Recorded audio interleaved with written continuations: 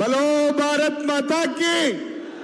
JDS ಪಕ್ಷಕ್ಕೆ ಪರಮ ಪೂಜ್ಯ ದೇವೇಗೌಡರು ಸಾಹೇಬ್ರ ಪಾದಕ್ಕೆ ನಮಸ್ಕರಿಸುತ್ತಾ ನಮ್ಮ ಮುಖಂಡರು, ರಾಜ್ಯಾಧ್ಯಕ್ಷರು ಮತ್ತು ರಾಷ್ಟ್ರದ ಉಕ್ಕು ಮತ್ತು ಬೃಹತ್ ಕೈಗಾರಿಕೆ ಸಚಿವರು ಆತ್ಮೀಯರಾದಂಥ ಕುಮಾರಣ್ಣವರೇ, ಯುವ ಮುಖಂಡರಾದಂಥ ನಿಖಿಲ್ ಕುಮಾರಸ್ವಾಮಿ ಅವರೇ, ವೇದಿಕೆ ಮೇಲೆ ಇರ್ತಕ್ಕಂಥ ಎಲ್ಲ ಪಕ್ಷದ ಕಾರ್ಯಕರ್ತ ಬಂಧುಗಳೇ ಮತ್ತು ಎಲ್ಲ ಶಾಸಕರೇ, ಮಾಜಿ ಶಾಸಕರೇ, ಲೋಕಸಭಾ ಸದಸ್ಯರೇ ಎಲ್ಲರನ್ನೂ ಕೂಡ ಸ್ವಾಗತಿಸ್ತಾ, ಇವತ್ತೇನಾದರೂ ಕೂಡ ರಾಜ್ಯದಲ್ಲಿ ಒಂದು ಪ್ರಾದೇಶಿಕ ಪಕ್ಷ ತಲೆ ಎತ್ತಿ 25 ವರ್ಷ ಮಾಡಿದೆ ಅಂದರೆ ಅದು ಹೆಮ್ಮೆಯಿಂದ ಹೇಳ್ಕೋಬೋದು ಜನತಾದಳ ಅಂತಕ್ಕಂಥದ್ದು.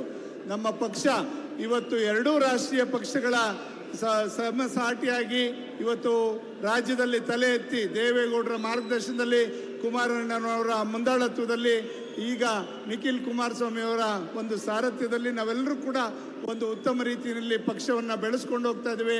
ಯಾವುದಾದ್ರು ಪಕ್ಷಕ್ಕೆ ಇಷ್ಟು ಪ್ರಾಮಾಣಿಕವಾದಂಥ ಕಾರ್ಯಕರ್ತರಿದೆ ಅಂತಂದರೆ ಅದು ಜನತಾದಳದ ಕಾರ್ಯಕರ್ತರು ಅಂತಕ್ಕಂಥದ್ದನ್ನ ನಾವು ಹೆಮ್ಮೆಯಿಂದ ಹೇಳ್ಕೋಬೋದು. ನಮ್ಮ ಪಕ್ಷದ ಕಾರ್ಯಕರ್ತರು ಯಾವುದೇ ಒಂದು ಅಮೇಷಕ್ಕೆ ಒಳಗಾಗದಂಗೆ ಇವತ್ತು ನಿಷ್ಠೆಯಿಂದ ಇವತ್ತು ದೇವೇಗೌಡರು ಏನು ಮೊದಲಿಂದನೂ ಕೂಡ ಅವರು ಹಾಕ್ಕೊಟ್ಟಿರ್ತಕ್ಕಂಥ ಮಾರ್ಗದರ್ಶನದಲ್ಲಿ ನಾವೆಲ್ಲರೂ ಕೂಡ ನಡೀತಾ ಇದ್ದೇವೆ. ಖಂಡಿತ ಅದೇ ಈ ಒಂದು ಬೃಹತ್ ಸಭೆಗೆ ಸಾಕ್ಷಿ ಅಂತಕ್ಕಂಥದ್ದನ್ನ ನಾವು ಈ ಸಂದರ್ಭದಲ್ಲಿ ಹೇಳ್ತಾ, ಇವತ್ತೇನು ಆಡಳಿತ ಪಕ್ಷ ಮಾಡ್ತಾ ಇರ್ತಕ್ಕಂಥ ಎಲ್ಲ ಭ್ರಷ್ಟಾಚಾರಗಳು ಕೂಡ ನಾವೆಲ್ಲರೂ ಕೂಡ ನೋಡ್ತಾ ಇದ್ದೇವೆ. ಖಂಡಿತ ಮುಂದಿನ ದಿನಗಳಲ್ಲಿ ಜನತಾದಳ ಪಕ್ಷ ಅಧಿಕಾರಕ್ಕೆ ಬರೋದ್ರಲ್ಲಿ ಸಂಶಯ ಇಲ್ಲ.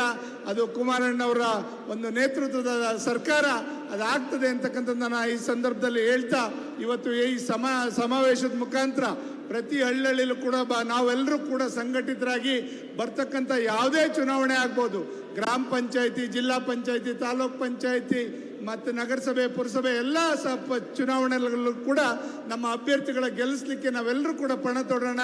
ಇವತ್ತು ರಾಜಕೀಯದಲ್ಲಿ ಗೆಲುವೇ ಮಾನದಂಡ. ದಯಮಾಡಿ ಅವ್ರವ್ರ ಕಾಲ ಅವ್ರು ಎಳೆದಾಡೋದಕ್ಕಿಂತ ಇವತ್ತು ನೇರವಾಗಿ ನಮ್ಮ ಪಕ್ಷ ಅಧಿಕಾರದಲ್ಲಿರಬೇಕು, ಅಷ್ಟೇ ನಮ್ಮೆಲ್ಲರ ಒಂದು ಸಿದ್ಧಾಂತ ಆಗಿರಲಿ ಅಂತಕ್ಕಂಥದ್ದನ್ನ ಈ ಸಂದರ್ಭದಲ್ಲಿ ಹೇಳ್ತಾ, ಇವತ್ತು ತಮ್ಮೆಲ್ಲರನ್ನು ಉದ್ದೇಶಿಸಿ ಮಾತನಾಡಲಿಕ್ಕೆ ಅವಕಾಶ ಮಾಡಿಕೊಟ್ಟಂತ ಸಮಸ್ತ JDSನ ಕಾರ್ಯಕರ್ತ ಬಂಧುಗಳಿಗೆ ವಂದಿಸಿ ನನ್ನ ಮಾತು ಮುಗಿಸ್ತೀನಿ. ಜೈ ಹಿಂದ್, ಜೈ JDS. ಧನ್ಯವಾದಗಳು ಸರ್.